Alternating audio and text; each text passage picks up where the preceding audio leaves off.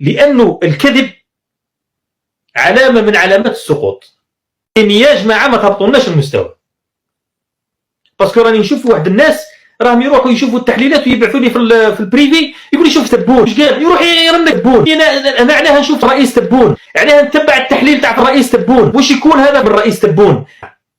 كذاب، كذاب أجر، كذاب، انسان كذاب، لا دكتوراه لا شكوبي. انا نقول لكم نتحداه الا عنده دكتوراه، اقسم بربي الكعبه ورانا في رمضان ما عنده شهاده، والله ما عنده، والله ما عنده، والله ورانا في رمضان، والله والله والله سيسقط نظام الجزائر، والله اقسم بربي الكعبه، غير سيسقط سقوط مدوي، سقوط مدوي،